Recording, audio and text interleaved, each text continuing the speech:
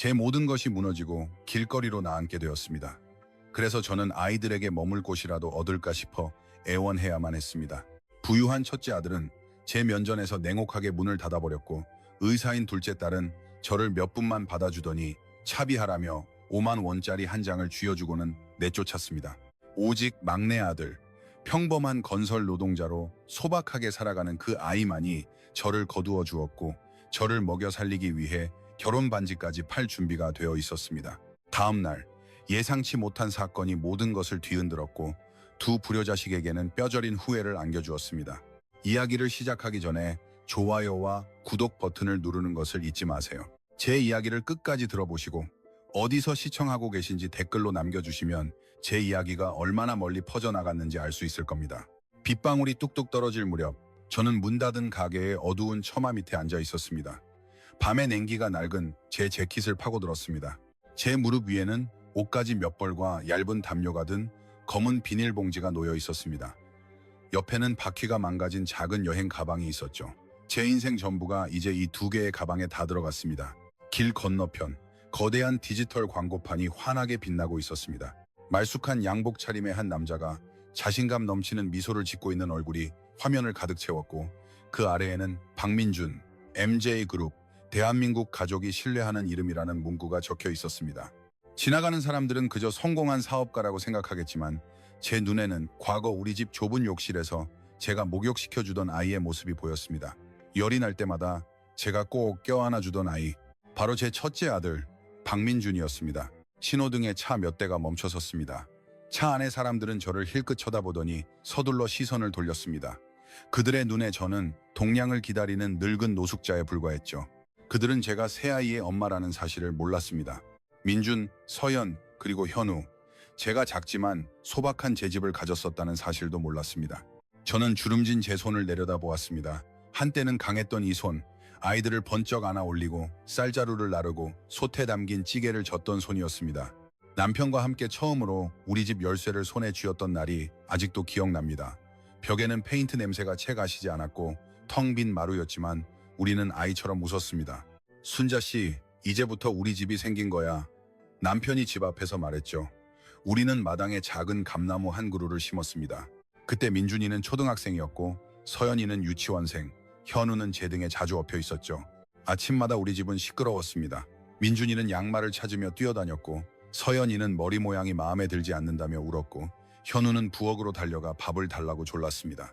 저는 아침 먹으라고 소리쳤고 남편은 집 앞에 있는 작은 철물점을 정리했습니다. 피곤했지만 마음은 가득 찼습니다.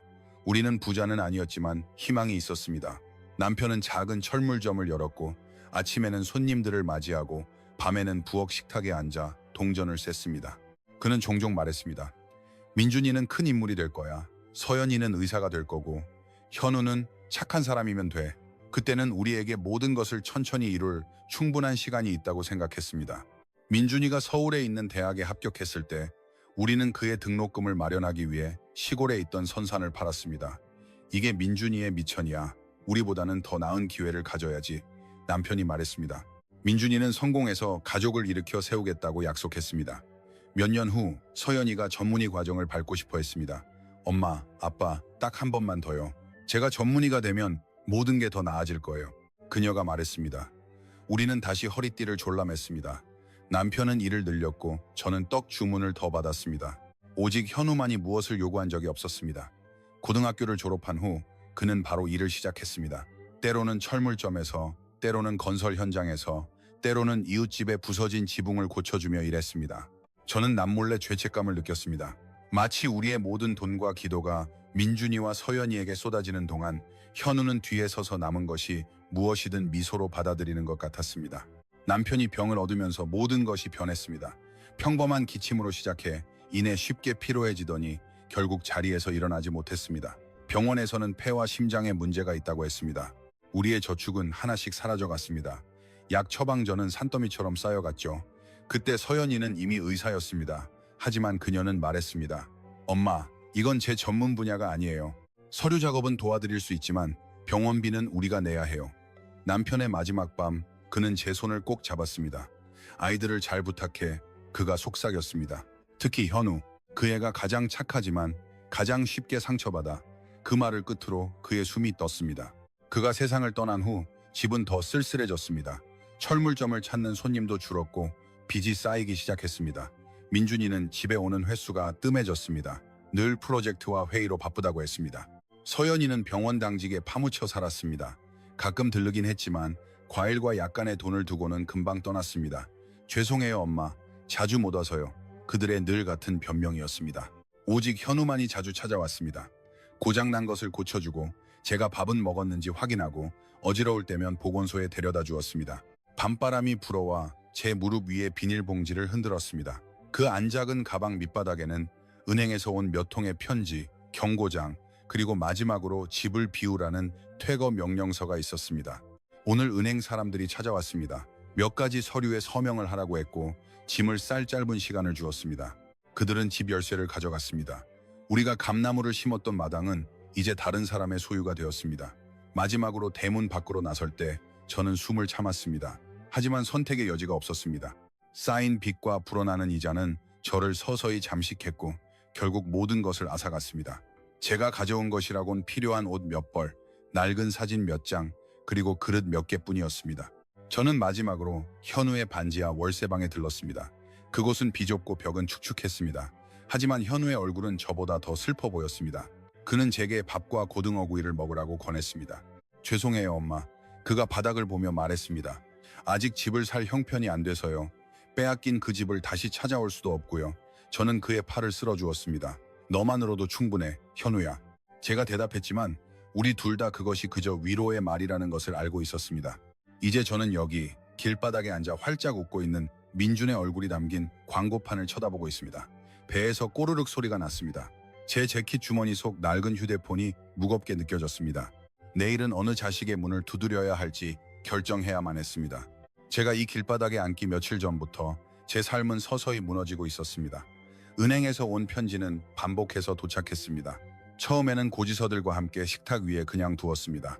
시간이 지나자 봉투에는 붉은 줄이 그어졌고 단어들은 더 강경해졌습니다. 최후 통첩. 어느 날 아침 저는 가방과 남은 용기를 모두 챙겨 은행으로 갔습니다. 은행의 대리석 바닥은 제 집 마루에 익숙한 제 발에는 미끄럽게 느껴졌습니다. 사람들은 의자에 단정하게 앉아 있었고 그들의 향수 냄새는 번호를 부르는 소리와 뒤섞였습니다. 제 번호가 불리고 저는 양복을 입은 젊은 남자 직원 앞에 앉았습니다. 그의 셔츠 단추는 반짝였습니다. 책상 위 작은 명패에 그의 이름이 있었지만 지금은 잊어버렸습니다. 제가 기억하는 것은 그의 감정 없는 목소리뿐이었습니다. 이순자 여사님, 저희가 여러 차례 서신을 보냈습니다. 대출금 상환일이 한참 지났고 이자도 계속 불어나고 있습니다. 조금씩이라도 갚으면 안 될까요, 총각? 그게 우리 유일한 집이에요. 남편은 죽었고 가게 수입도 얼마 안 되는데 제 목소리가 떨렸습니다. 그는 컴퓨터를 보더니 깊은 한숨을 쉬었습니다. 금액이 너무 커졌습니다, 여사님. 집을 경매에 넘겨야 합니다. 경매 대금으로 빚을 갚고 남는 돈이 있으면 연락드리겠습니다. 그는 마치 좋은 소식이라도 전하는 듯 말했습니다. 저는 옷자락을 꽉 쥐었습니다. 울음을 참으려 애썼습니다. 우리 애들은 직업이 있어요. 첫째는 사업을 하고 둘째는 의사인데 시간을 좀 더 주면 안 될까요? 제가 애들이랑 먼저 얘기해 볼게요. 얘기해 보세요, 여사님. 하지만 절차는 계속 진행됩니다. 이미 본사에서 결정된 사항입니다. 은행을 나왔을 때 다리에 힘이 풀렸습니다. 버스 정류장에서 저는 한참 동안 휴대폰을 들고 앉아 있었습니다. 연락처 목록에는 제 아이들의 이름이 나란히 있었습니다. 민준, 서연, 현우. 제 손가락이 민준의 이름 위에서 멈췄습니다. 통화 버튼을 눌렀습니다. 여보세요, 엄마? 민준의 목소리는 다급했습니다. 배경에서는 여러 사람의 목소리가 시끄럽게 들렸습니다. 민준아, 은행에 다녀왔다.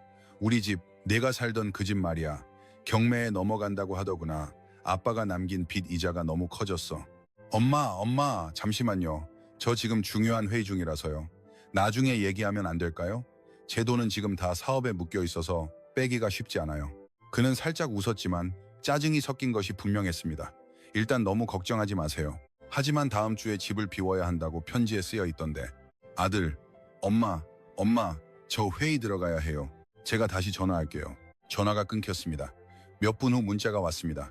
죄송해요 엄마, 방법을 찾아볼게요. 그게 전부였습니다. 그 후로 그의 전화는 오지 않았습니다. 저는 깊은 숨을 내쉬고 서연의 연락처를 열었습니다. 네, 엄마. 서연의 목소리는 피곤했습니다. 저 병원이에요. 당직 중이라서요. 서연아, 은행에서 집을 가져간다고 한다. 마지막 경고장까지 왔어. 다음 주에는 나가야 할까봐 무서워. 아, 엄마. 서연이가 한숨을 쉬었습니다. 저도 지금 할부가 많아요. 차, 집, 병원 장비, 비비안 학비까지 정부의 도움을 요청해보세요. 요즘 요양원 프로그램도 잘 되어 있잖아요. 요양원은 가기 싫어. 제가 힘없이 말했습니다. 조금이라도 도움이 필요해서. 엄마, 그렇게 말씀하지 마세요. 서연이가 말을 잘랐습니다. 죄송한 말씀이지만 저도 혼자 힘으로 여기까지 왔어요. 그냥 그 집 파시고 빚 갚고 남은 돈으로 생활하세요.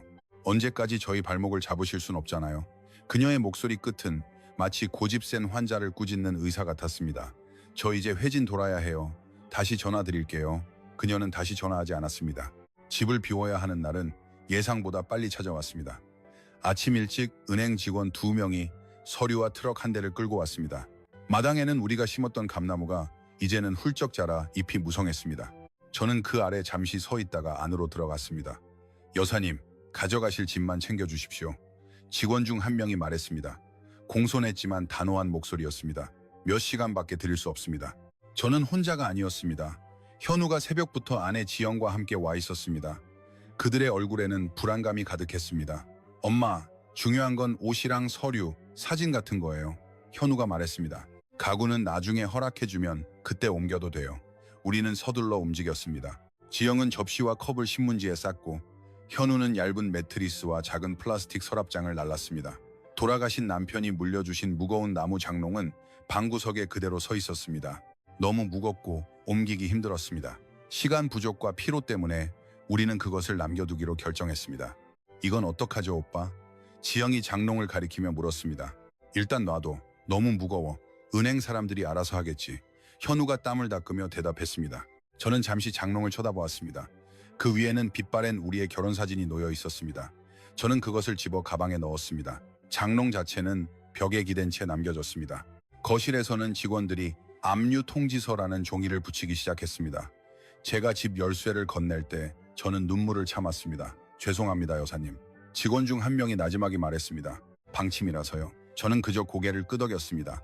밖에서는 이웃들이 각자의 집 앞에 서서 커튼 뒤에서 엿보고 있었습니다. 누군가는 다가와 제 어깨를 두드리며 힘내라고 말했고 어떤 이들은 그저 수군거릴 뿐이었습니다. 현우는 제 여행 가방을 그의 오토바이 뒤에 실었습니다. 그의 월세방은 여기보다 훨씬 작았지만 그날 밤 제가 갈 곳은 그곳뿐이었습니다. 오토바이를 타고 가는 동안 저는 가방을 꽉 껴안았습니다. 뜨거운 바람이 얼굴을 때렸지만 제 속은 얼어붙을 듯 차가웠습니다. 땀과 기도로 지은 집이 하루아침에 사라졌습니다. 남편은 이제 없고 집은 빼앗겼으며 가장 성공한 두 자식은 전화로 짧은 말 몇 마디를 할 시간밖에 없었습니다.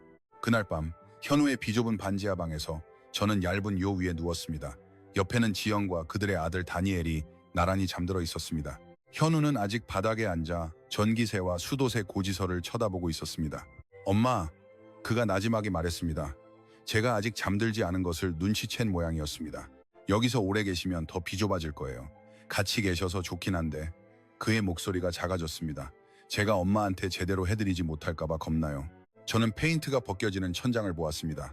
넌 이미 할 만큼 했어, 현우야. 그는 고개를 저었습니다. 민준이 형이랑 서연이, 누나가 더 능력이 있잖아요.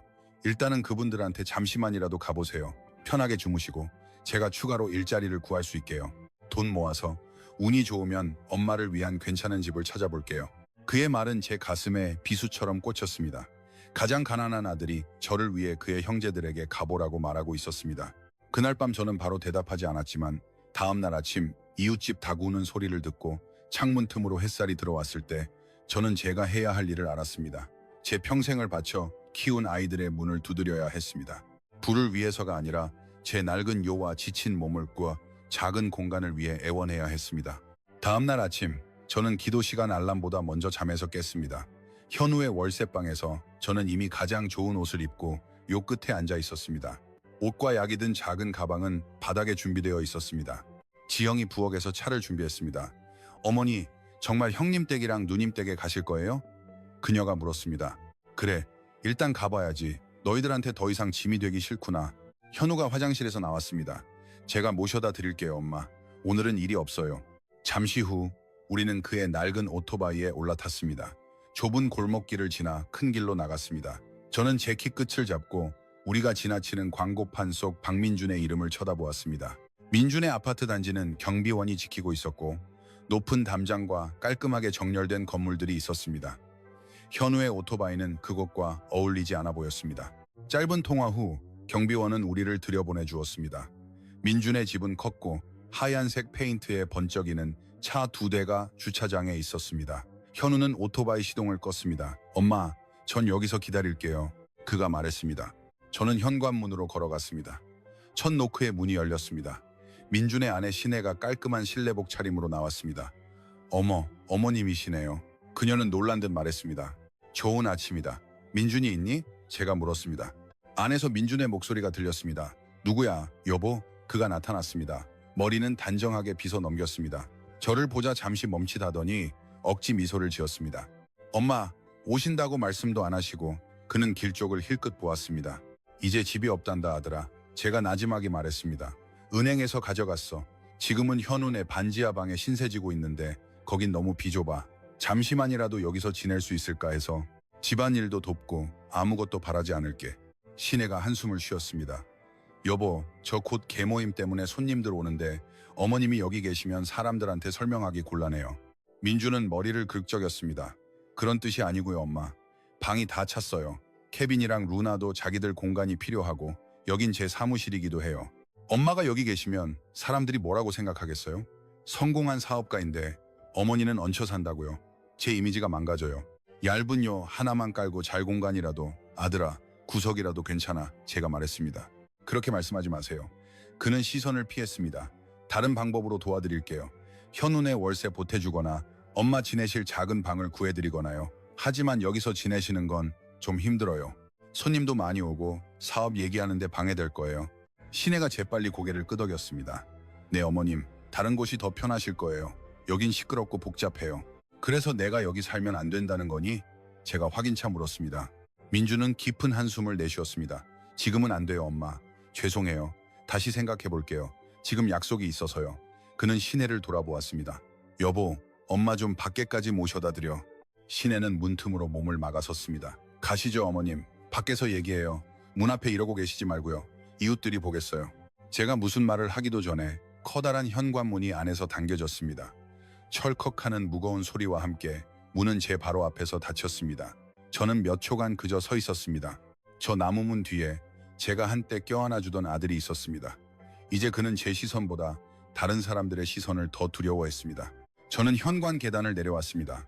현우가 오토바이 옆에 서 있었습니다. 어떠셨어요 엄마? 그가 조용히 물었습니다. 저는 고개를 저었습니다. 서연이네 집으로 가자. 서연의 집에도 철제 대문이 있었고 식물들이 잘 가꾸어져 있었습니다. 초인종을 눌렀습니다. 얼마 지나지 않아 서연이가 의사 가운을 입고 가방을 든 채 나왔습니다. 엄마, 웬일이세요 갑자기? 그녀는 저를 재빨리 훑어보았습니다. 저는 현관 앞 의자에 앉았습니다. 그녀는 문을 살짝만 열었습니다. 집을 빼앗겼단다 딸아. 현운의 집에 잠시 머물고 있는데 너무 비좁아서 혹시 여기서 잠시 지낼 수 있을까 해서 집도 봐주고 짐이 되지는 않을게. 서연이는 시계를 보았습니다. 아, 엄마, 저 지금 바빠요. 스케줄이 꽉 찼어요. 엄마가 여기 계시면 제가 신경 써야 할 일이 더 늘어나잖아요. 방도 다 찼고요. 비비안이 공부할 공간도 필요해요. 저 밤에 당직 설 때도 많은데 엄마가 여기서 아프시기라도 하면 더 문제예요. 하지만 갈 곳이 없는 걸. 제 목소리는 힘이 없었습니다. 그녀는 한숨을 쉬며 지갑을 꺼냈습니다. 5만 원짜리 지폐 한 장을 꺼냈습니다. 자요 엄마. 차비하고 식사하세요. 동사무소 가면 지원 많이 해줘요. 요즘 요양원도 시설 좋고요. 거기서 알아보세요. 언제까지 자식들한테만 의지하시면 안 되죠. 저희도 저희 인생이 있잖아요. 저는 그 돈을 쳐다보았습니다. 그녀가 학생일 때 제가 자주 보내주던 액수, 저와 돌아가신 남편이 우리 집 쌀이 거의 떨어질 때까지 아껴가며 보냈던 돈이었습니다. 제 손은 떨렸습니다. 그래서 내가 여기 살면 안 된다는 거니? 안 된다기보다는 제가 감당이 안 돼요, 엄마. 그녀가 재빨리 대답했습니다. 저 이제 가봐야 해요. 죄송해요. 그녀는 안을 향해 소리쳤습니다. 비비안, 모르는 사람 오면 절대 문 열어주지 마. 가슴이 찢어지는 것 같았습니다. 결국 저도 제 딸의 집에서 모르는 사람 범주에 속하게 된 것이었습니다. 서연이는 저를 대문까지 배웅하고 딸깍 소리와 함께 문을 잠갔습니다. 그리고는 떠났습니다. 저는 지폐 한 장을 손에 쥔 채 길가에 홀로 남겨졌습니다. 저는 현우의 오토바이로 돌아왔습니다. 그는 저를 잠시 쳐다보았습니다. 집에 가자 현우야. 제가 목소리가 갈라지는 것을 참으며 말했습니다. 월세방으로요? 그가 물었습니다. 저는 고개를 끄덕였습니다. 그래, 거기가 이제 우리 집인 것 같구나. 오토바이 위에서 오후의 바람이 제 얼굴을 때렸습니다. 오늘 하루 2개의 커다란 문이 제 앞에서 닫혔습니다. 이 여정의 끝에는 좁은 골목길에 낡고 삐걱거리는 나무 문이 기다리고 있었습니다. 하지만 그곳에는 아무 조건 없이 저를 어머니라고 불러주는 공간이 아직 있었습니다. 2 자식의 문전에서 거절당한 그날 이후 현우의 반지하 방에서 보내는 하루하루는 다르게 느껴졌습니다. 다리와 허리의 통증은 견딜만 했지만 가슴을 짓누르는 무게는 견디기 힘들었습니다. 집은 작았습니다. 벽에는 매트리스 하나가 세워져 있고 구석에는 플라스틱 서랍장, 책상 위에는 낡은 선풍기가 있었습니다. 밤이면 우리는 비좁게 잠을 잤습니다. 저는 벽에 가장 가까운 가장자리에, 지영은 가운데, 다니엘은 반대편 끝에, 현우는 바닥에 깔린 돗자리에 누웠습니다. 아침이면 현우는 건설 현장으로 일하러 나갔습니다. 일이 있을 때도 없을 때도 있었습니다. 일이 있으면 시멘트 가루를 잔뜩 묻힌 채 오후에 돌아왔고 일이 없으면 슬픈 얼굴로 점심 전에 돌아왔습니다. 어느 날 점심, 제가 빨래를 개고 있을 때 지영은 식탁 위에서 동전을 세고 있었습니다. 이틀치 쌀값은 되는데 전기세가 2달이나 밀렸네. 여보, 그녀가 막 돌아온 현우를 보며 말했습니다. 현우는 깊은 한숨을 쉬었습니다. 현장 소장님한테 물어봤는데 큰 공사가 다음 주면 끝난대. 그 후로는 아직 일이 없다고 하네. 저는 옷을 개는 척했지만 사실 가슴이 답답했습니다. 제 집을 잃었고 이제는 막내 아들이 저 때문에 더 힘들어지고 있었습니다. 구석에 있던 작은 텔레비전이 켜져 있었습니다. 정오 뉴스, 유명 외식 사업가 박민준 대표, 도심의 새 지점 열어 아나운서의 목소리는 활기찼습니다. 화면에 민준이 나타났습니다. 제 첫째 아들, 파란색 양복을 입고 활짝 웃으며 리본 커팅을 준비하고 있었습니다. 옆에는 아름다운 드레스를 입은 시내가 있었고 케빈과 루나도 사진에 함께 있었습니다. 아래 자막에는 영감을 주는 성공한 사업가라고 쓰여 있었습니다. 지영은 저를 힐끗 보더니 재빨리 채널을 돌렸습니다. 아, 부자들 뉴스는 지겹네요. 그녀가 나지막이 말했습니다. 저는 씁쓸한 미소를 삼켰습니다. 새 레스토랑을 여는 아들이 바로 어제 제 앞에서 자기 집 문을 닫아버린 아들이었습니다. 채널은 건강 프로그램으로 바뀌었습니다. 갑자기 화면에 서연의 얼굴이 나타났습니다. 하얀 의사 가운을 입고 건강한 생활 습관에 대해 말하고 있었습니다. 우리 사회는 정기적인 건강검진에 더 신경을 써야 합니다. 그녀가 말했고 아래 자막에는 박서연 의학 박사, 모범적인 의사, S대학병원이라고 적혀 있었습니다. 다시 가슴이 아파왔습니다. 제게 요양원을 알아보라고 했던 딸이 지금 TV에서 돌봄에 대해 이야기하고 있었습니다. 지영은 TV를 껐습니다. 방은 조용해졌습니다. 오직 선풍기의 삐걱거리는 소리만 들렸습니다. 그날 밤 모두가 잠들었을 때 저는 천장을 응시했습니다. 서연의 말이 머릿속에서 계속 맴돌았습니다. 언제까지 자식들한테만 의지하시면 안 되죠. 저희도 저희 인생이 있잖아요. 어쩌면 그 말이 맞을지도 모른다고 생각했습니다. 하지만 그녀의 부모 역시 우리 인생이 있었지만 그들을 위해 모든 것을 바치지 않았던가. 며칠 후 문제는 다시 고지서 한 장의 형태로 찾아왔습니다. 전기요금, 현우 같은 사람에게는 큰 금액이었습니다. 내일까지 못 내면 전기 끊긴대. 현우가 고지서를 읽으며 말했습니다. 그 순간 부엌에는 쌀 한 줌과 달걀 몇 개뿐이었습니다. 밖은 날이 흐렸습니다. 앞으로 며칠간 현우가 건설 현장에서 일자리를 찾기 어려울 것이라는 뜻이었습니다. 집바닥은 차가웠고 얇은 벽 너머로 이웃들의 고함 소리가 들렸습니다. 나는 굶어도 괜찮아. 제가 분위기를 가볍게 하려고 말했습니다. 난 늙어서 조금만 먹어도 돼. 안 돼요, 엄마. 지영이 재빨리 대답했습니다. 그러다 병나시면 어떡해요. 현우는 우리 둘을 보며 말이 없었습니다. 그의 눈은 충혈되어 있었고 잠이 부족해 보였습니다. 그날 다니엘이 열이 났습니다. 이마는 뜨거웠고 몸은 축 늘어졌습니다. 지영은 안절부절 못했습니다. 여보, 보건소라도 데려가야 하지 않을까? 그녀가 떨리는 목소리로 물었습니다. 보건소는 저렴했지만 차비가 필요했습니다. 지영아, 현우가 힘없이 대답했습니다. 저는요, 옆에 앉아 다니엘의 머리를 쓰다듬었습니다. 작은 손자가 제 손을 잡았습니다. 일단 미지근한 물수건으로 닦아주자. 이따가 열이 더 오르면 그때 데려가. 현우가 말했습니다. 지영은 남편을 한참 쳐다보았습니다. 여보, 다니엘이 이렇게 아픈 걸 못 보겠어. 전기는 끊길 거고 쌀은 다 떨어져 가고 애는 열이 나. 어떻게든 해야 해. 현우는 깊은 숨을 내쉬고 일어섰습니다. 그는 플라스틱 서랍장 아래 작은 칸을 열었습니다. 그곳에서 낡고 긁힌 붉은 벨벳 상자를 꺼냈습니다. 저는 그 상자를 알았습니다. 그들의 결혼 반지 상자였습니다. 아무래도 때가 된 것 같아 그가 나지막이 말했습니다.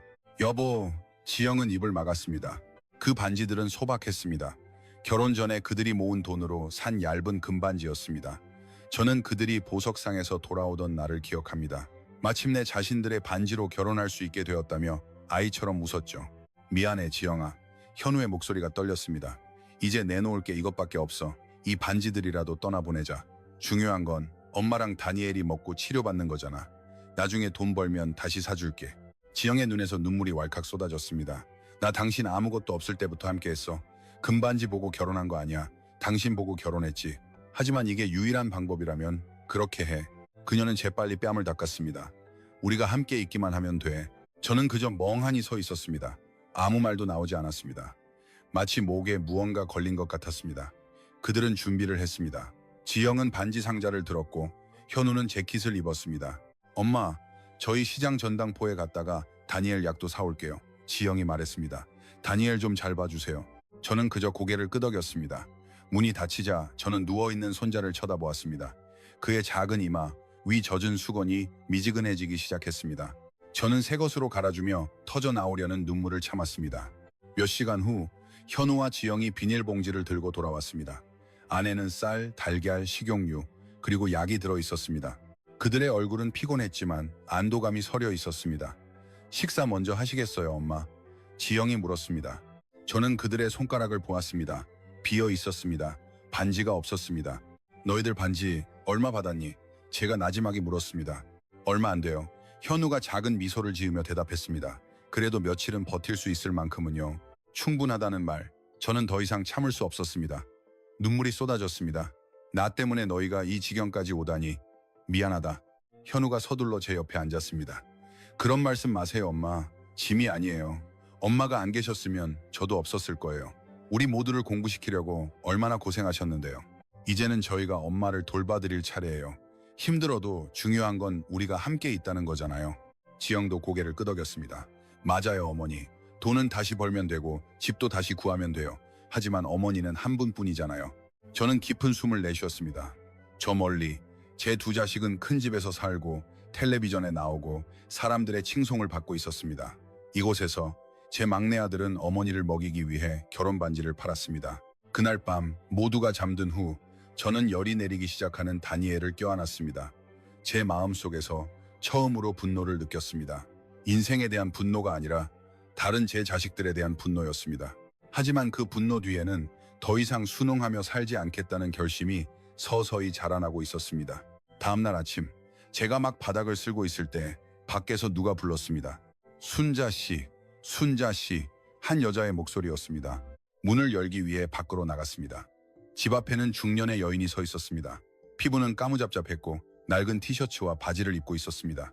그녀는 비닐봉지와 낡고 누렇게 변한 봉투 하나를 들고 있었습니다.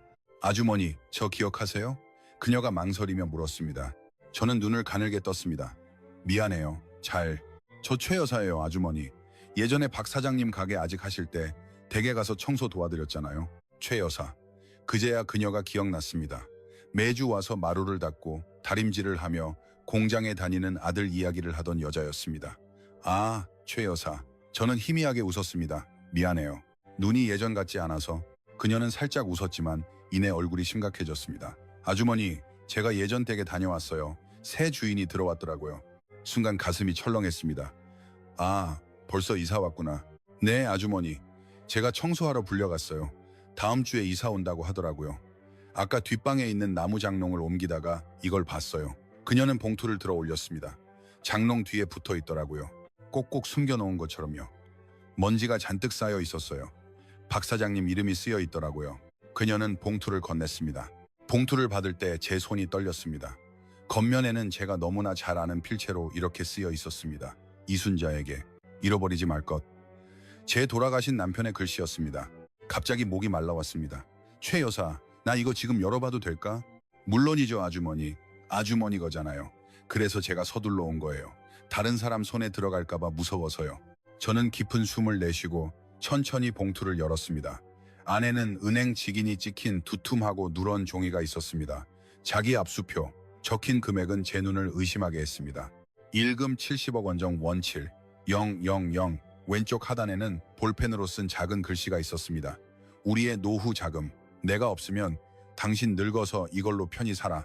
순간 손이 격렬하게 떨렸습니다. 세상에, 그 말밖에 나오지 않았습니다. 정말이에요, 아주머니? 큰 돈이에요? 최 여사가 조심스럽게 엿보려 하며 물었습니다. 70억 원. 제 목소리는 거의 들리지 않았습니다. 최 여사의 눈이 휘둥그레졌습니다. 어머나, 그렇게 큰 돈을. 어쩐지 그때 박 사장님이 바쁘게 돌아다니신다 했어요. 저는 그냥 가게 일인 줄 알았죠. 남편이 생각났습니다. 그가 세상을 떠나기 몇 달 전 자주 외출했고 땅 문제와 은행 사람들에 대해 이야기했었습니다. 그런 식으로 돈을 남겨두고 아마 제게 주려고 했겠지만 병세가 급격히 악화된 것이었습니다. 아마도 그는 봉투를 안전하게 보관하기 위해 장롱 뒤에 숨겨두었다가 잊어버렸거나 제게 말할 기회를 놓쳤을 겁니다. 저는 입을 막았습니다. 참았던 눈물이 쏟아졌습니다. 아주머니, 괜찮으세요? 최 여사가 걱정스럽게 물었습니다. 내가 그토록 고생하고 은행에 집까지 뺏겼는데 이 돈이 바로 여기 있었구나. 제가 말을 잇지 못했습니다. 최 여사는 의자에 앉았습니다. 그래서 제가 바로 온 거예요, 아주머니. 다른 사람이 보고 욕심낼까 봐요. 저는 그냥 청소부지만 뭐가 옳은지는 알아요. 제 것이 아닌 건 탐내지 않아요. 저는 그녀를 쳐다보았습니다. 고마워요, 최 여사. 당신 아니었으면 이 봉투는 그냥 버려졌을지도 몰라. 걱정 마세요, 아주머니. 근데 그 수표, 유효기간 같은 거 있지 않아요? 그녀가 물었습니다. 그 질문에 저는 정신이 번쩍 들었습니다. 수표의 날짜를 확인했습니다. 10년 전이었습니다. 다시 가슴이 답답해졌습니다. 이거 효력이 없을지도 몰라. 은행에 가봐야겠어. 제가 재빨리 말했습니다. 지금 당장. 몇 시간 후 저는 다른 은행 직원 앞에 앉아 있었습니다. 예전에 그 젊은 직원이 아니었습니다. 더 나이가 많고 안경을 쓴 남자였습니다. 그래서 이 수표를 예전 댁에서 찾으셨다고요? 그가 서류를 읽은 후 물었습니다. 네, 선생님. 남편이 세상을 떠난 지 10년이 됐어요. 이런 게 있는 줄은 오늘 처음 알았고요. 그는 천천히 고개를 끄덕였습니다. 규정상 자기 압수표는 발행 후 몇 달이 지나면 효력이 상실됩니다. 하지만 이것은 돌아가신 남편분 명의의 특별 계좌에 있는 자금을 나타내는 증표일 뿐입니다. 시스템에서 확인해 보겠습니다. 그는 타자를 치기 시작했습니다. 저는 숨을 참았습니다. 마치 사느냐 죽느냐의 판결을 기다리는 것 같았습니다. 잠시 후 그가 화면을 더 가까이 들여다보았습니다. 운이 좋으시네요, 여사님. 이 계좌는 상속인이 나타나지 않아 임시 동결된 일종의 정기 예금 계좌입니다. 원금은 은행 수수료를 제외하고 발생한 이자와 함께 그대로 남아 있습니다. 그럼 돈이 아직 있다는 말씀이세요? 제가 나지막에 물었습니다. 원칙적으로는 그렇습니다, 여사님. 하지만 자금을 인출하시려면 상속인 청구 절차를 밟으셔야 합니다. 상속인으로서 혼인관계 증명서, 남편분의 사망진단서, 자녀들의 출생증명서 같은 서류가 필요합니다. 변호사와 함께 진행하시면 더 수월할 겁니다. 변호사, 저는 침을 삼켰습니다. 그 단어는 저 같은 사람에게는 너무나 거대하게 느껴졌습니다. 직원이 희미하게 웃었습니다. 공교롭게도 돌아가신 남편분께서 예전에 거래하셨던 변호사님이 저희 은행과 파트너 관계이시기도 합니다. 성함은 김동호 변호사님이십니다. 기록을 보니 이 예금의 초기 서류 작업을 그분이 처리하셨네요. 원하시면 제가 연락해 볼 수 있습니다. 그 이름은 낯설지 않았습니다. 남편이 몇 번 언급했던 이름이었습니다. 오랜 친구인 동호, 만나고 왔어. 서류 문제 도와줬지. 그때 저는 부엌 일에 바빠서 그 말을 깊이 이해하지 못했습니다. 네, 선생님, 부탁드립니다.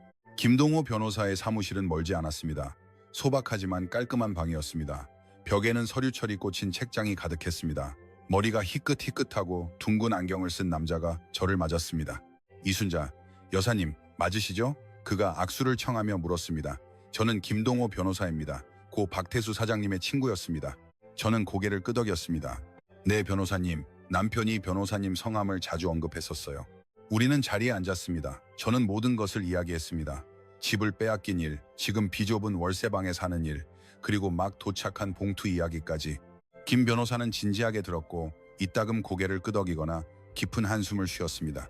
박 사장님이 예전에 당신 노후를 위해 자금을 준비하고 싶다고 이야기했었지요. 그가 나지막이 말했습니다. 그가 말하길, 동호야, 내가 없으면 우리 아내 좀 도와줘. 너무 착해서 다른 사람들이 이용해 먹을까 걱정이야 라고요. 하지만 그 후로 그가 아프게 되고 갑자기 연락이 끊겼습니다. 저는 그가 당신에게 돈에 대해 이미 말했다고 생각했습니다. 저는 고개를 숙였습니다. 아니요, 변호사님. 아마 말하려고 했겠지만 갑자기 몸이 너무 쇠약해졌어요. 김 변호사는 깊은 한숨을 내쉬었습니다.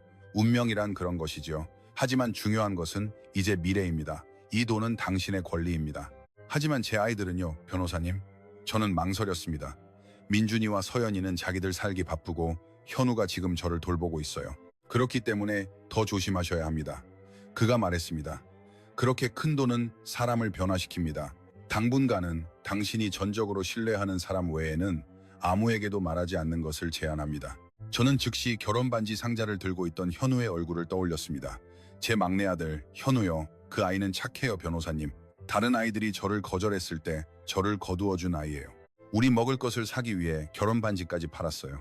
김 변호사는 저를 오랫동안 쳐다보았습니다. 그렇다면 당신은 누가 돈 때문이 아니라 진심으로 당신을 사랑하는지 알고 계시는군요. 저는 천천히 고개를 끄덕였습니다. 이렇게 하죠, 여사님. 제가 모든 서류를 처리하겠습니다. 시간이 좀 걸릴 수 있지만 최선을 다하겠습니다. 변호사 수임료에 대해서는 걱정하지 마십시오. 제 오랜 친구와의 약속을 지키는 것이라고 생각해 주십시오. 변호사님, 저는 돈이 없어요. 제가 재빨리 말했습니다. 알고 있습니다. 걱정하지 마세요. 자금을 찾게 되면 그때 제 서비스 비용에 대해 이야기합시다. 그리고 믿으세요. 많이 받지 않을 겁니다. 저는 이미 가진 것으로 충분합니다. 그가 미소 지으며 말했습니다. 김 변호사의 사무실을 나왔을 때 제 발걸음은 다르게 느껴졌습니다. 현우의 집은 여전히 비좁고 전기세 고지서는 여전히 남아있을 겁니다. 하지만 집을 빼앗긴 후 처음으로 저는 제가 완전히 무력하지 않다는 것을 느꼈습니다. 평생 저는 운명이 그냥 닥쳐오는 것이고 제 역할은 그것을 받아들이는 것이라고 생각했습니다. 하지만 이제 제게는 지켜야 할 것이 생겼습니다. 단지 돈뿐만이 아니라 제 존엄성이었습니다. 그리고 왜인지 모르겠지만 제 마음속에는 서서히 강해지는 결심이 있었습니다. 더 이상 그 누구에게도, 심지어 제 자식들에게조차도 제 친절함을 저를 상처 입히는 이유로 사용하도록 내버려 두지 않겠다고. 김 변호사님을 만난 지 며칠 후 월세방에서의 삶은 여전했습니다. 저는 바닥을 쓸고 밥을 짓고 다니엘이 잠투정을 할 때면 껴안아 주었습니다. 유일한 차이점은 제 낡은 가방 안에 저 같은 사람에게는 너무나 커 보이는 70억 원짜리 수표가 있다는 것이었습니다. 그날 밤 지영과 다니엘이 잠든 후 저는 현우와 함께 바닥에 앉았습니다. 작은 전구에서 희미한 빛이 흘러나왔습니다. 현우야, 제가 나지막이 말했습니다. 너에게 할 말이 있는데 당분간은 아무에게도 말하지 않겠다고 약속해다오. 네, 엄마. 뭔데요? 저는 봉투를 꺼내 열고 수표를 그에게 건넸습니다. 그는 종이에 적힌 숫자를 오랫동안 쳐다보았습니다. 마치 잘못 읽을까봐 두려워하는 것 같았습니다. 70억. 그의 목소리는 거의 나오지 않았습니다. 그래, 제가 대답했습니다. 내 아버지가 남긴 거다. 낡은 집에서 이제야 찾았어. 은행에서는 돈이 아직 있다고 하더구나. 김동호 변호사님이 처리하는 걸 도와주고 계셔.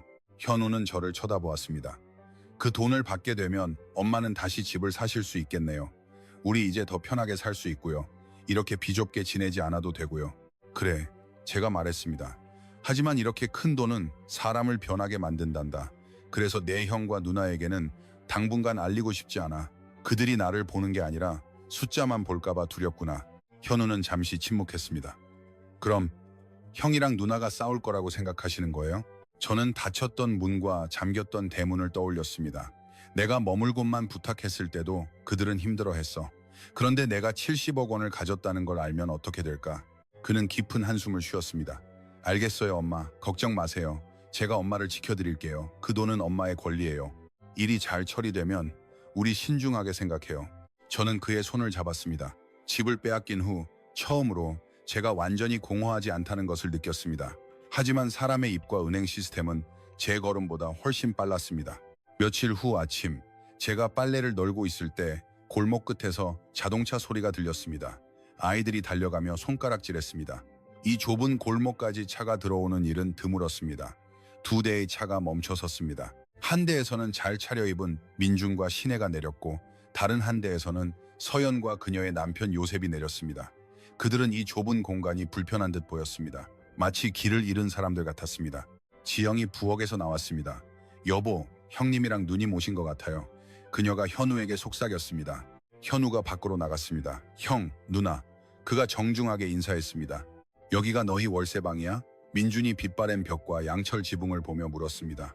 서연은 미간을 찌푸렸습니다. 안으로 들어오세요. 밖은 더워요. 그들은 허락도 없이 들어왔습니다.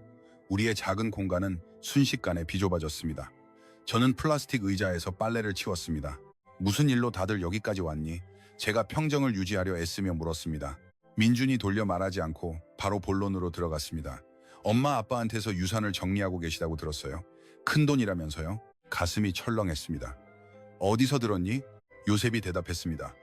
제가 은행에서 일하잖아요, 어머님. 낡은 계좌에 변동이 생겨서 확인해봤어요. 거기서 어머님이 예금을 정리하고 계시다는 걸 알게 됐죠. 서연이 마치 환자에게 화를 내듯 끼어들었습니다. 저희가 놀란 건 말이에요, 엄마. 왜 저희한테는 말씀 안 하셨어요? 왜 몰래 변호사한테 가신 거예요? 아직 모든 게 확실하지 않아서 그랬다. 제가 대답했습니다. 절차도 불분명하고 너희들한테 헛된 희망을 주고 싶지 않았어. 아니면 저희가 돈 달라고 할까봐 일부러 숨기신 거 아니고요? 민준이 차갑게 말을 잘랐습니다. 저는 침묵했습니다. 그의 말은 비수가 되어 꽂혔습니다. 형, 그렇게 말하지 마. 현우가 끼어들었습니다. 엄마도 혼란스러우셨을 거야. 민준은 그를 날카롭게 쳐다보았습니다. 네가 제일 의심스러워. 엄마랑 같이 있었으니 네가 제일 먼저 알았을 거 아냐. 엄마를 구슬리기도 쉬웠을 테고. 형, 난 엄마한테 뭘 하라고 시킨 적 없어. 현우가 대답했습니다. 형이랑 누나가 거절했으니까 내가 모셨을 뿐이야. 민준은 그를 무시하고 다시 저를 향했습니다.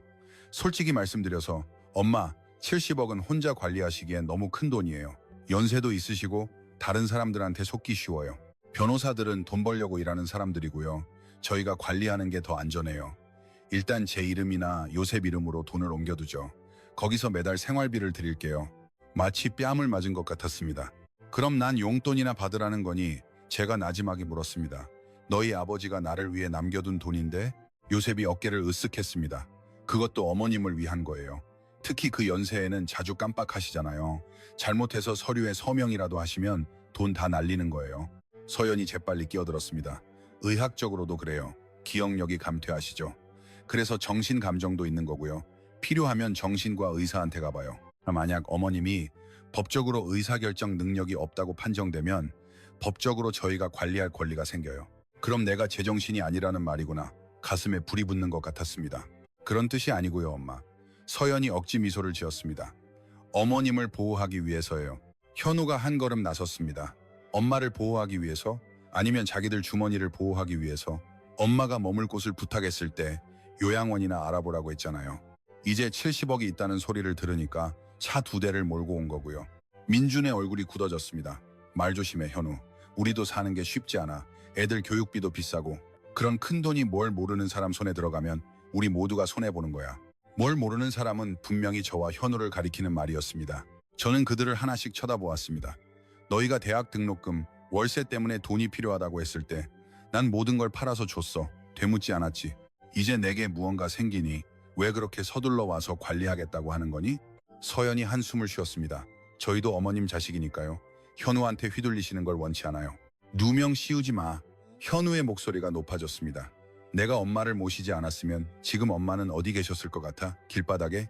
우리의 작은 공간은 숨 막힐 듯 팽팽해졌습니다.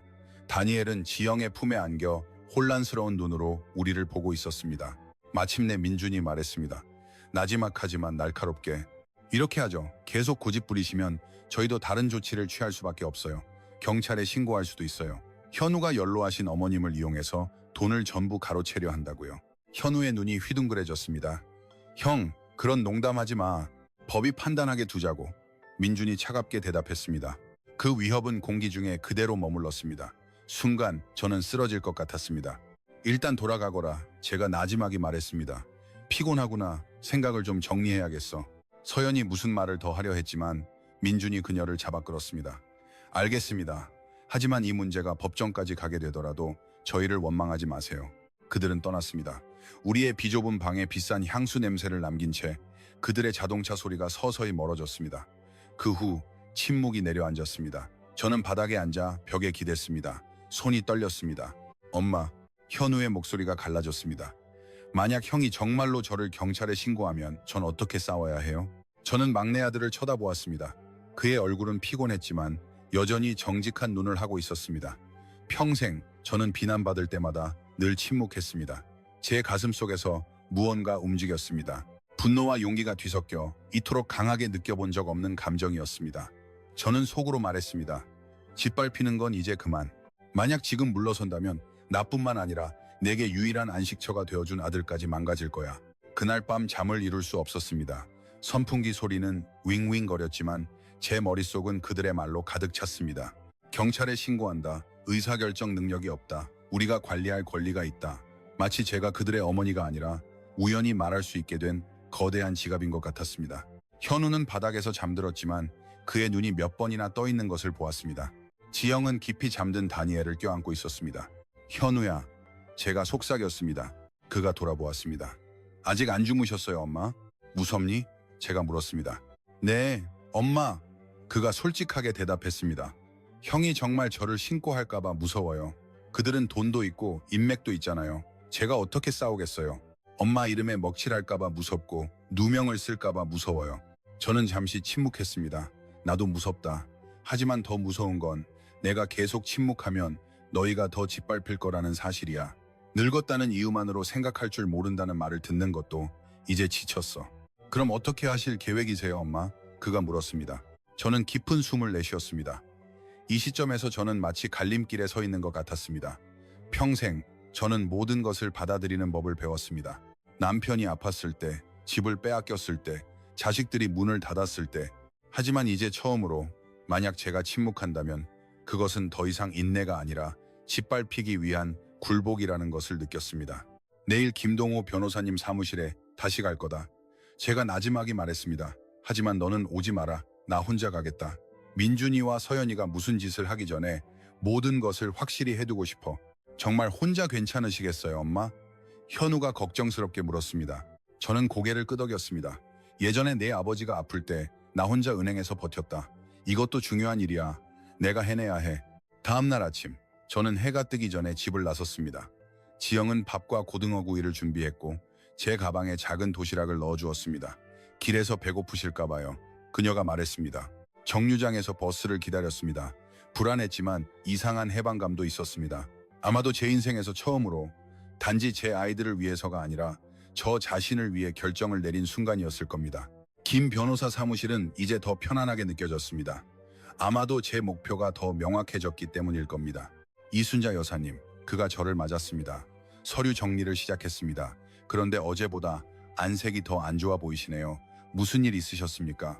저는 민준과 서연의 방문, 그들의 비난, 그리고 현우를 신고하겠다는 위협에 대해 이야기했습니다. 그들의 말을 되풀이하면서도 여전히 아픔이 느껴졌습니다. 김 변호사는 깊은 한숨을 쉬었습니다. 그럴 줄 알았습니다. 그렇게 큰 돈은 형제간의 의심을 낳기 마련이죠. 특히 관계에 이미 금이가 있다면요. 혼란스러워요, 변호사님. 제가 말했습니다. 저는 제 모든 아이들을 사랑해요. 하지만 솔직히 지금 저를 진정으로 돌보는 건 현우뿐이에요. 제가 머물 곳이 필요했을 때 두 아이는 저를 거절했어요. 이제 70억이 있다는 걸 알자 관리하겠다며 찾아왔어요. 제가 제정신이 아니라고 몰아가서 돈을 차지하려는 것 같아요. 김 변호사는 저를 쳐다보았습니다. 여사님 생각에는 여사님께서 제정신이라고 생각하십니까? 저는 씁쓸하게 웃었습니다. 자신의 권리를 위해 싸우는 부모를 이기적이라고 부른다면 아마도 저는 제정신이 아닌가 봅니다. 그도 희미하게 미소 지었습니다. 여사님의 말씀하시는 방식이나 세부 사항을 기억하시는 것을 보면 제정신이 아니라고 하기엔 거리가 멀어 보입니다. 하지만 걱정되신다면 제가 도와드릴 수 있습니다. 그들이 모르는 중립적인 정신과 의사에게서 서면 소견서를 받을 수 있습니다. 의사가 여사님을 진단하고 법적 결정을 내릴 능력이 충분하다는 소견서를 발급해 줄 겁니다. 이것이 당신이 노망났다고 말하는 사람들을 막아줄 겁니다. 그런 게 가능한가요, 변호사님? 제가 물었습니다. 네, 가능합니다. 그가 대답했습니다. 그리고 한 가지 더 생각하셔야 할 것은 재산 분배입니다. 이 돈은 당신의 것입니다. 하지만 언젠가 당신이 세상을 떠나면 자녀들에게 돌아가겠죠. 원하든 원치 않든 당신이 더 이상 말을 할 수 없을 때 싸움거리가 되지 않도록 지금 생각해 두어야 합니다. 저는 침묵했습니다. 이것이 지난 며칠간 제 머릿속을 맴돌던 주제였습니다. 솔직히 말씀드리면 변호사님, 제가 나지막에 말했습니다. 만약 제가 오늘 죽고 그 돈이 민준이와 서연이에게 돌아간다면 그들이 현우의 모든 희생을 무시할까봐 두려워요. 아마 그들은 우리도 자식이다라고 말하겠죠. 하지만 제가 아무것도 없었을 때 제 곁에는 현우와 그의 가족뿐이었어요. 김 변호사는 서류철과 펜을 꺼냈습니다. 그렇다면 당신의 뜻에 따라 유언장을 작성합시다. 저는 책상을 쳐다보았습니다. 이렇게 하고 싶어요, 변호사님. 첫째, 제가 살기에 괜찮은 소박한 집을 사고 싶어요. 화려하지는 않지만 저를 위한 방 하나, 현우와 지영, 다니엘을 위한 방 하나가 있는 집이요. 더 이상 월세방에서 쫓겨날 걱정 없이 살 수 있게요. 알겠습니다. 그가 적으며 말했습니다. 둘째, 현우에게 사업 자금을 충분히 주고 싶어요. 평생 온갖 자비를 하며 살았어요. 건설 노동자들을 위한 작은 식당이든 작은 철물점이든 그의 삶을 안정시켜줄 수 있는 것이라면 뭐든지요. 문제가 생겼을 때 더 이상 결혼 반지를 팔지 않아도 되도록요. 김 변호사가 미소 지었습니다. 그리고 셋째, 제 손주들, 특히 다니엘의 교육을 위해 자금을 따로 떼어두고 싶어요. 나중에 루나나 비비안이 필요하다면 그 돈을 쓸 수 있지만 그들의 부모에게 직접 가는 것이 아니라 신뢰할 수 있는 관리인을 통해서요. 그럼 민준 씨와 서연 씨에 대해서는요? 김 변호사가 조심스럽게 물었습니다. 저는 깊은 숨을 내쉬었습니다. 당분간은 그들의 이름을 주 상속인으로 적지 않겠습니다. 제가 대답했습니다. 저는 그들에게 많은 기회를 주었어요. 그들을 공부시켰고 스스로 일어서도록 도왔어요. 이제 제게 남은 것은 몇 년의 평화로운 삶뿐입니다. 만약 그들이 변해서 돈 때문이 아니라 진심으로 찾아온다면 저는 여전히 그들의 어머니입니다. 하지만 더 이상 저를 짐으로 여겼던 사람들의 손에 제 남은 인생 전부를 맡기지는 않겠습니다. 김 변호사는 고개를 끄덕였습니다. 그렇다면 유언장에는 재산은 당신의 뜻에 따라 관리될 것이라고 적겠습니다. 대부분은 당신과 현우 씨의 안위를 보장하기 위함이고 나머지는 손주들과 자선단체를 위한 것이며 당분간 민준 씨와 서연 씨를 위한 특정 몫은 없다고요. 그렇게 해주세요, 변호사님. 제가 말했습니다. 복수하려는 게 아니에요. 더 이상 희생자가 되고 싶지 않을 뿐입니다. 그는 제가 제 자식들에게서 받지 못했던 존경심이 담긴 눈으로 저를 쳐다보았습니다. 합리적인 결정이십니다. 서류를 정리하겠습니다. 함께 읽어보고 서명하시면 됩니다. 무슨 일이 일어나든 우리에게는 확실한 증거가 있을 겁니다. 제가 떠나기 전에 그가 덧붙였습니다. 그리고 경찰에 신고하겠다는 위협에 대해서는 걱정하지 마십시오. 만약 그들이 그렇게 한다면 제가 가장 먼저 나설 겁니다. 이 이야기에서 누가 누구를 이용하고 있는지 저는 아주 잘 알고 있으니까요. 김 변호사의 사무실을 나왔을 때 저는 잠시 길가에 멈춰 섰습니다. 바람이 부드럽게 불어왔습니다. 길거리에서 튀김 냄새가 났습니다. 갑자기 제가 더 꼿꼿하게 서 있는 것처럼 느껴졌습니다. 이 이후에 민준과 서연이 어떻게 나올지는 몰랐습니다. 아마 화를 내고 저를 창피하게 만들지도 모릅니다. 하지만 이제 저는 더 이상 방향 없이 걷고 있지 않았습니다. 저만의 결정이 있었습니다. 그리고 처음으로 저는 저를 보호해준 사람을 보호하기로 선택했습니다. 만약 인생이 누군가의 행동에 대한 대가를 치르게 한다면 그렇게 두기로 했습니다. 지금 제 역할은 간단했습니다. 더 이상 그 누구에게도, 심지어 제 자식들에게조차 짓밟히기 위해 제 자신을 내던지지 않겠다고 다짐하는 것이었습니다. 변호사 사무실에서 회의가 있는 날이 왔습니다. 아침부터 저는 긴장했습니다. 현우, 지영과 함께 버스를 탔습니다. 다니엘은 이웃집에 맡겼습니다. 가는 내내 저는 마치 제 인생이 담긴 것처럼 가방을 꽉 쥐었습니다. 김 변호사 사무실의 분위기는 오늘따라 더 팽팽했습니다. 밖에는 민준과 요셉의 비싼 차 2대가 주차되어 있었습니다. 우리가 들어서자 그들은 이미 응접실에 앉아 있었습니다. 민준은 값비싼 옷을 입고 있었고 옆에는 명품 가방을 든 시내가 있었습니다. 서연은 아직 병원 유니폼 차림이었고 요셉은 무표정한 얼굴이었습니다. 제가 들어가자 모두가 고개를 돌렸습니다. 엄마, 민준이 인사했습니다. 오셨네요. 김 변호사가 사무실에서 나왔습니다. 좋습니다. 모두 오셨군요. 안으로 들어오시죠. 차분하게 이야기해봅시다. 우리는 긴 테이블 주위에 둘러 앉았습니다. 제 앞에는 서류들이 놓여 있었습니다. 가슴이 두근거렸습니다. 김 변호사가 말을 시작했습니다. 먼저 설명해드리겠습니다. 얼마 전 이순자 여사님께서 돌아가신 남편분의 수표를 가지고 저를 찾아오셨습니다. 확인 결과 자금은 아직 그대로 있었습니다. 법에 따라 이 돈은 직계상속인인 아내의 권리입니다. 민준이 즉시 끼어들었습니다. 그걸 반대하는 게 아닙니다, 변호사님. 저희가 문제 삼는 건 관리 방식입니다. 엄마는 연세가 많으시고 현우에게 휘둘릴까봐 걱정됩니다. 서연이 고개를 끄덕였습니다. 기억력도 예전 같지 않으세요. 가끔 제게 전화해서 같은 이야기를 반복하시기도 하고요. 박서연 씨, 김 변호사가 차분하게 말을 잘랐습니다. 이야기를 계속하기 전에 먼저 이것부터 읽어보시죠. 그는 그들에게 종이 한 장을 건넸습니다. 이것은 지난주에 이순자 여사님을 진단한 독립적인 정신과 의사의 소견서입니다. 결과는 명확합니다. 이순자 여사님은 법적 결정을 내릴 충분한 능력이 있으며 기억력은 연령에 적합하고 어떠한 정신적 문제의 징후도 없습니다. 서연과 민주는 할 말을 잃었습니다. 따라서 김 변호사가 계속했습니다. 더 이상 그분이 제정신이 아니라는 이유를 댈 수 없습니다. 그분의 판단 능력을 존중해 주십시오. 현우가 저를 힐끗 보았습니다. 저는 천천히 숨을 내쉬었습니다. 김 변호사는 다른 서류를 꺼냈습니다. 이제 분배에 관해서입니다. 법적으로 이 자금은 이순자 여사님의 것이며 그분께서 유언장을 작성하셨습니다. 모두에게 명확히 하기 위해 내용을 읽어드리겠습니다. 방은 갑자기 조용해졌습니다. 첫째, 김 변호사가 시작했습니다.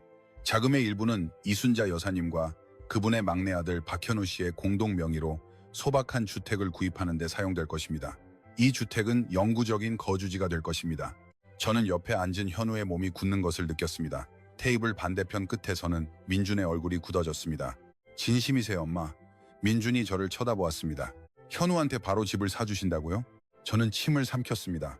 그 집은 나를 위한 것이기도 해, 민준아. 내가 마지막까지 살 곳이 있어야지. 지금 나를 돌보는 건 현우니 그 아이 이름이 함께 들어가는 게 마땅하다. 민준은 얼굴을 찌푸렸지만 침묵했습니다. 둘째, 김 변호사가 계속했습니다. 일부는 현우 씨와 그의 아내가 관리할 사업의 자본금으로 사용될 것입니다. 작은 식당이든 철물점이든 그들의 생계를 안정시키고 노년의 이순자 여사님을 돌볼 수 있도록 하는 것이 목표입니다. 지영은 놀라서 입을 막았습니다. 서연이 즉시 말을 잘랐습니다. 변호사님, 이건 불공평해요. 왜 모든 게 현우한테만 가죠? 저희도 자식이잖아요. 그러니 끝까지 들어보시라고 한 겁니다. 김 변호사가 단호하게 말했습니다. 셋째, 일부는 손주들, 특히 다니엘의 교육을 위해 할당될 것입니다. 향후 루나와 비비안이 필요로 할 경우 이 자금은 그들의 부모에게 직접 지급되는 것이 아니라 명확한 관리를 통해 사용될 수 있습니다. 신혜와 요셉은 서로를 쳐다보았습니다. 넷째, 김 변호사가 계속했습니다. 일부는 요양원이나 고아원 같은 자선단체에 기부될 것입니다. 이것은 이순자 여사님의 개인적인 요청입니다. 서연이 팔짱을 꼈습니다. 그럼 저희는요? 저랑 민준이 오빠는요? 김 변호사는 서류를 보았습니다. 유언장에 이순자 여사님께서는 민준 씨와 서연 씨에게 직접 돌아가는 특정 몫을 지정하지 않으셨습니다. 방은 얼어붙는 것 같았습니다. 뭐라고요? 민준의 목소리가 높아졌습니다. 엄마, 이게 무슨 뜻이에요? 저는 테이블을 그리고 그들을 쳐다보았습니다. 이번만큼은 나 자신을 먼저 지키겠다는 뜻이다. 나는 너희에게 이미 많은 것을 주었다. 너희 아버지는 민준이 너의 학비를 위해 선산을 팔았고 나는 서연이가 의사가 되도록 돕기 위해 고생했다. 내가 무너져서 머물 곳이 필요했을 때 너희는 나를 거절했다. 문을 열어준 것은 현우였다. 그러니 지금 내게 무언가 있다면 나와 현우의 안위를 먼저 챙기는 것이 마땅하다. 서연이 비웃었습니다. 그럼 저희가 희생한 건 아무것도 아니고요. 저희도 돈 보내드리고 찾아뵙고 과일도 사갔잖아요. 저는 고개를 저었습니다. 잠깐 들러서 과일 사오는 것이 비좁은 집에 나를 받아주고 우리가 먹고 살기 위해 결혼 반지를 파는 것과 같을 수는 없다. 민주는 현우를 날카롭게 쳐다보았습니다. 좋아? 이제 성공했네. 엄마 마음을 얻었으니. 현우가 대답했습니다. 저는 엄마한테 선택하라고 한 적 없어요. 그냥 엄마가 갈 곳이 없을 때 문을 닫지 않았을 뿐이에요. 그게 다예요. 김 변호사가 끼어들었습니다. 저는 여러분의 가족사를 판단하기 위해 여기 있는 것이 아닙니다. 제 의뢰인의 권리가 보호받도록 하기 위함입니다. 법적으로 이것은 합법적이며 도덕적으로도 이순자 여사님께는 명확한 이유가 있다고 생각합니다. 긴장감은 끝나지 않았습니다. 그 와중에 민준의 휴대폰이 계속해서 울렸습니다. 그는 짜증스럽게 전화를 받았습니다. 여보세요. 지금 가족 문제 처리 중인데 상대방의 이야기가 중요한 듯 민준의 얼굴이 서서히 창백해졌습니다. 뭐라고? 핵심 투자자가 빠졌다고? 왜? 무슨 보고서가 나왔는데? 잠깐, 이건 잘못됐어. 전화가 끊겼습니다. 그는 휴대폰을 꽉 쥐었습니다. 회사에 문제가 생겼어. 우리 재무보고서에 의문을 제기하고 있어. 투자자가 프로젝트를 잠정 중단시켰어. 상황이 진정되기도 전에 이번에는 요셉의 휴대폰이 울렸습니다. 그는 전화를 받고 듣더니 긴장한 표정이 되었습니다. 네, 부장님, 알겠습니다. 내부 감사요? 네, 협조하겠습니다. 전화를 끊고 그는 서연을 보았습니다. 은행에서 의심스러운 거래들을 조사하고 있대. 당신이 추천했던 제약회사와의 파트너십을 포함해서 서연은 굳어버렸습니다. 방은 다시 조용해졌습니다. 제 마음속에서는 무언가 움직이는 것 같았습니다. 서서히 아래로 끌어내리는 힘. 김 변호사는 깊은 한숨을 쉬었습니다. 여러분의 직장 문제에 제가 관여할 수는 없습니다. 하지만 한 가지는 확실히 하겠습니다. 이순자 여사님의 돈은 안전합니다. 그 누구의 사업상 손실이나 법적 문제를 메꾸는데 사용되지 않을 것입니다. 민주는 분노와 두려움이 뒤섞인 눈으로 저를 쳐다보았습니다. 그래서 저희가 이런 문제에 처했는데도 정말 저희를 버리시겠다는 거예요? 저는 고개를 저었습니다. 너희가 지금 겪고 있는 문제들은 내가 만든 게 아니다. 너희 자신의 결정이 낳은 결과야. 내 남은 인생을 희생해서 그 모든 구멍을 메꿀 수는 없어. 처음으로 저는 그 말을 차분하게 할 수 있었습니다. 아픔이 있었지만 해방감도 있었습니다. 오늘 이후 무슨 일이 일어나든 저는 더 이상 짓밟히면서 침묵하지 않을 것이라는 것을 알았습니다.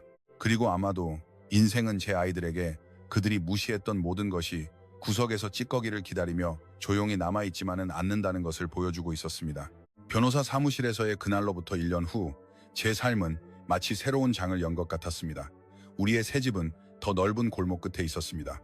화려하지는 않지만 벽은 튼튼했고 지붕에서는 비가 새지 않았습니다.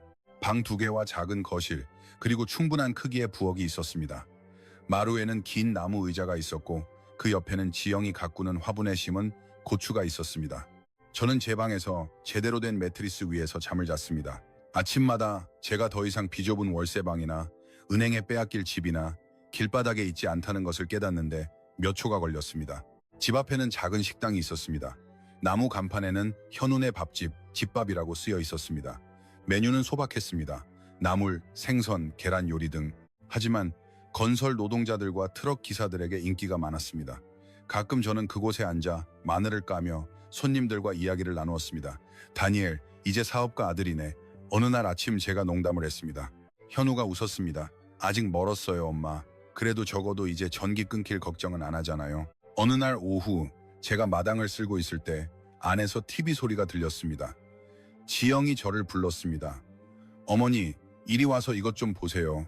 안으로 들어가니 화면에 유명 의사, 건강 스캔들 연루라는 자막이 떠 있었습니다. 그 아래에는 주황색 죄수복을 입고 수갑을 찬 서연의 사진이 있었습니다.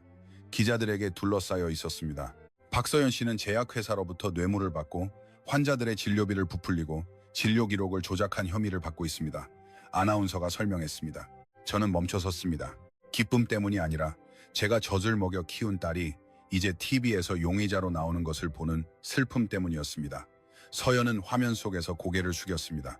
그녀가 일하던 병원은 공식적으로 그녀를 해고했고 은행은 그녀의 남편과 관련된 자금 흐름을 조사하고 있었습니다. 지영은 TV를 껐습니다. 죄송해요, 어머니. 보기 싫으시면 채널 돌릴게요. 저는 깊은 한숨을 내쉬었습니다. 괜찮다, 지영아. 인생이 갚아줄 거라고 내가 말했잖니.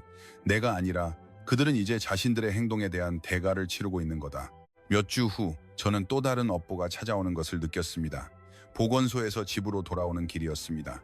신호등 근처 큰 길가에서 휴지와 생수를 파는 사람들 무리를 보았습니다. 그들 가운데 머리는 헝클어지고 옷은 빛바랜, 옆에 검은 비닐봉지를 둔 한 남자가 있었습니다. 처음에는 그냥 힐끗 보았지만 가까워질수록 심장이 붙는 것 같았습니다. 민준이었습니다. 그는 고개를 숙인 채 앉아 음료수 병을 들고 있었습니다. 한때 광고판을 장식했던 얼굴은 주름지고 지쳐 있었습니다. 저는 천천히 멈춰 섰습니다. 함께 있던 현우도 그를 보았습니다. 형이네. 그가 속삭였습니다. 갑자기 제가 그동안 풍문으로만 들었던 소식들이 머릿속에서 맞춰졌습니다. 프로젝트 실패, 투자자 이탈, 자금 문제, 그리고 레스토랑 폐업.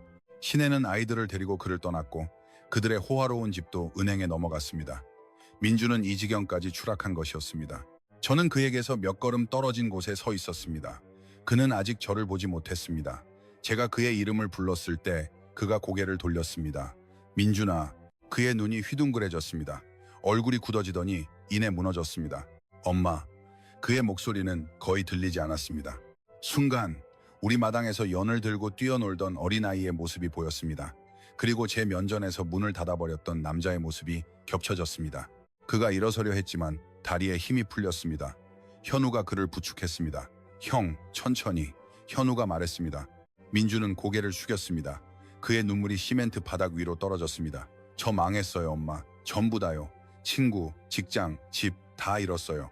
시내도 떠났고 케빈은 저를 보고 싶어 하지 않고 루나는 어디 있는지도 몰라요. 그의 목소리가 떨렸습니다. 제가 이제 예전의 엄마처럼 됐어요. 길가에 앉아 있어요. 예전에는 다른 사람들 시선이 부끄러워서 문을 닫았는데 이제는 제가 사람들의 구경거리가 됐어요. 그의 말은 제 가슴을 베었습니다. 한편으로는 그럴만하다고 생각했지만 다른 한편으로는 고통받는 제 아들만 보였습니다. 저는 그의 옆에 앉았습니다.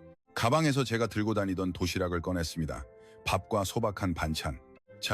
제가 그에게 건넸습니다. 일단 먹어라. 그는 떨리는 손으로 그것을 받았습니다. 저는 엄마한테서 아무것도 받을 자격이 없어요. 자격이 있는지 없는지는 하느님이 판단하실 일이다. 제가 대답했습니다. 나는 그냥 네가 굽는 걸 볼 수가 없구나. 그는 도시락을 열고 천천히 먹었습니다. 엄마, 그가 말했습니다. 사과하려는 게 아니에요. 그냥 제가 엄마 집 앞에 섰을 때 문을 닫았던 건 부끄러워서였어요. 이웃들, 손님들한테 부끄러웠고 엄마가 제 명예를 망가뜨린다고 생각했어요. 그런데 알고 보니 가장 부끄러운 건 가난한 어머니를 둔 게 아니었어요. 가장 부끄러운 건 저를 가장 사랑해준 사람에게 그토록 얄팍한 마음을 가졌던 것이었어요. 그는 다시 울었습니다. 현우는 고개를 숙였습니다. 저는 깊은 한숨을 내쉬었습니다. 나는 너희 셋의 어머니다. 화도 났고 상처도 받았어. 하지만 너희가 망가지는 걸 보고 싶지도 않다. 다만 내가 할 수 없는 것은 너희가 만든 구멍을 메우기 위해 내가 가진 모든 것을 주는 것이다. 너희가 모든 것을 가졌을 때 너희는 다른 것을 선택했다. 이제 나는 늙었고 쉴 권리가 있다. 민준이 고개를 끄덕였습니다. 이해해요, 엄마. 단 한 푼도 바라지 않아요. 저와 말을 섞어주신 것만으로도 감사해요. 그것만으로도 충분해요. 저는 일어섰습니다. 먹을 게 필요하면 현운의 식당으로 오너라. 매일은 아니지만 정말 배가 고프면 말해. 내 아들이라고 말하거라. 민주는 놀란 눈으로 저를 쳐다보았습니다. 하지만 집에 머무는 것, 돈에 대해서는 끝난 일이다. 그건 이제 네 문제가 아니야. 내 인생부터 바로잡아라. 그는 고개를 숙였지만 그의 눈에는 희미한 빛이 있었습니다. 다시 부자가 될 희망이 아니라 이 세상에 아직 자신을 완전히 버리지 않은 사람이 한 명 있다는 희망이었습니다. 우리는 작별 인사를 하고 멀어졌습니다. 현우는 제 옆에서 조용히 걷고 있었습니다. 엄마, 후회 안 하세요? 그가 물었습니다. 아까 민준이 형 밥 먹인 거요. 저는 고개를 저었습니다. 내가 그에게 잔인함으로 갚았다면 예전에 그와 내가 다를 게 뭐겠니? 인생이 이미 그에게 대가를 치르게 하고 있다. 하지만 그를 위해 내 모든 것을 내어주지도 않을 것이다. 그날 오후 저는 마루에 앉았습니다. 다니엘이 학교에서 돌아왔습니다. 할머니, 저 오늘 시험 잘 봤어요. 그가 책을 보여주며 말했습니다. 저는 웃으며 그의 머리를 쓰다듬었습니다. 안에서는 지영이 차를 준비하고 있었습니다. 현우는 식당 문을 닫고 쉬러 들어왔습니다. TV에서는 잠시 서연에 대한 뉴스가 나왔다가 다른 프로그램으로 바뀌었습니다. 삶은 계속되었습니다. 붉게 물드는 하늘을 보며 저는 마음속으로 돌아가신 남편에게 말했습니다. 여보, 당신이 맡긴 돈 제가 제대로 썼어요. 과시하기 위해서가 아니라 집을 마련하고 저를 진정으로 돌봐준 아들을 돌보고 공부하고 싶어하는 손주들을 위해서 그리고 저와 같은 처지에 놓였던 사람들을 위해 조금 썼어요. 과거의 상처가 쉽게 사라지지는 않았습니다. 하지만 더 이상 그것이 제 호흡을 지배하지는 않았습니다. 흉터는 남았지만 해방감도 있었습니다. 저는 쫓겨났고 길바닥에서 잠을 잤고 거지처럼 5만 원을 받았습니다. 이제 저는 제 집 마루에 앉아 완벽하지는 않지만 진실된 사람들에게 둘러싸여 있습니다. 인생은 항상 공평하지는 않지만 결국 각자는 자신이 심은 것을 거둡니다.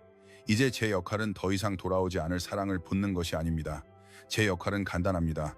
제 자신과 이 작은 집을 돌보고 제 손주에게 부모는 짐이 아니라 존중해야 할 축복이라는 것을 가르치는 것입니다.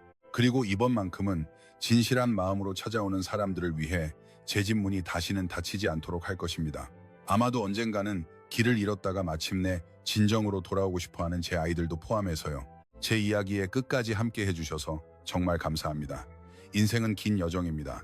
시련과 아픔, 그리고 우리의 인격을 형성하는 교훈으로 가득 차 있습니다. 제 경험을 통해 귀중한 교훈을 얻으셨기를 바랍니다. 지금 세계 어느 곳에 계시든 어디서 시청하고 계신지 제 이야기를 들으시면서 무엇을 하고 계셨는지 알고 싶습니다. 그리고 무엇보다도 이 모든 이야기를 들으신 후 여러분의 마음과 생각에 무엇이 남았는지 아래 댓글창에 여러분의 생각을 공유해 주세요. 저는 모든 댓글을 읽으며 여러분의 의견을 소중히 여깁니다. 이 이야기가 마음에 드셨고 교훈으로 가득 찬 비슷한 이야기를 더 듣고 싶으시다면 이 영상에 좋아요를 누르고 저희 채널을 구독하는 것을 잊지 마십시오. 여러분의 작은 클릭 한 번이 저희 이야기가 영감이 필요한 더 많은 사람들에게 다가가는 데 큰 도움이 됩니다. 다음에 다시 만날 때까지 부모님이 곁에 계실 때 사랑하고 소중히 여기자는 말씀을 항상 드리는 여러분의 친구였습니다. 안녕히 계십시오.